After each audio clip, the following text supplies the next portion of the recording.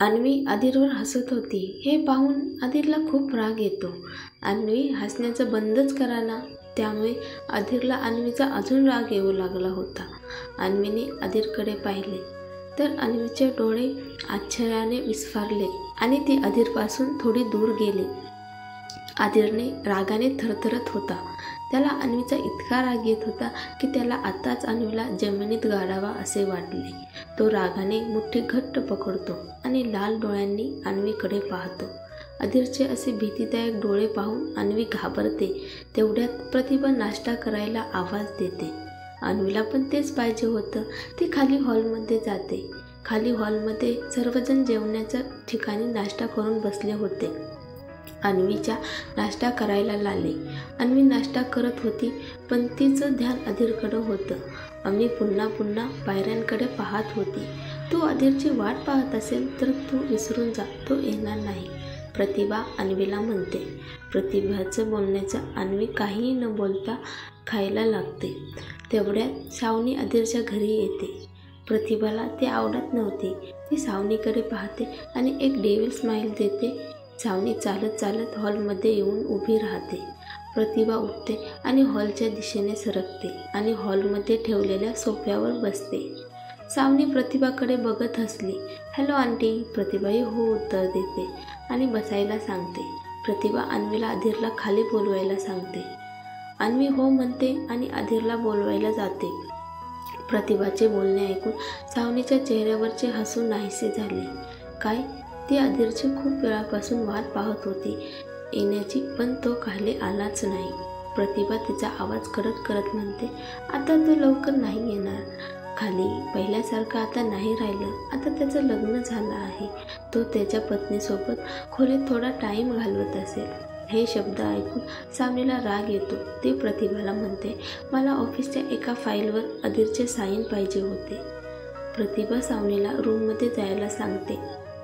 अधीरच्या खोलीकडे रागाने पाहते आणि काहीही न बोलता त्याच्या खोलीत सावनी जाते. असे करताच प्रतिभाच्या चेहऱ्यावर हसू उमटते. सावनी अधीरच्या खोलीबाहेर उभी होती. त्याचा दरवाजा आतून बंद होता. दार ठोठावूनही कोणी दार उघडत नाही. तेव्हा ती तिचा फोन काढून अधीरला फोन करू लागली. इतक्यात दरवाजा उघडतो. अन्वी खाली डोळे मिटून समोर उभी असलेली पाहून सावनीच्या संपूर्ण शरीराला आग लागली. तिला अन्वीचा खूप राग येतो पण ती त्याच्याकडे दुर्लक्ष करून सरळ खोलीत जाते. अन्वी दाराच्या मधोमध उभी होती. सावनी तिला ढकलून आत शिरली पण अन्वी पडू शकली नाही. ती 2 पावले मागे सरते. सावनी खोलीत शिरली. अधीर, मला माहीत आहे तू इथेच आहेस. लवकर बाहेर ये. मला तुझ्याशी काहीतरी बोलायचं आहे. अधीर खोलीत नव्हता. तेव्हा तिने त्याला फोन केला पण फोनही नाही लागला. अन्वी उठली आणि म्हणाली, तो आता आंघोळ करतोय. अन्वी बोलत असताना सावनीचा राग गगनाला भिडतो. पण आपला राग मुठीत ठेवून सावनी मुकाट्याने अधीरच्या बाहेर येण्याची वाट पाहू लागली.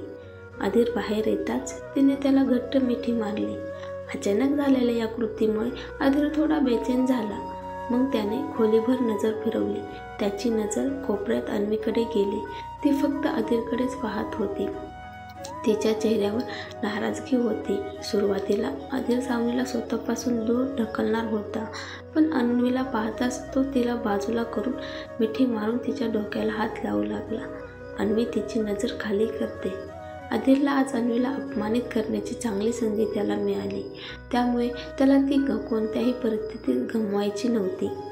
सावनी अधीरला म्हणते, मला तुझ्यासोबत एकटं काहीतरी बोलायचं आहे.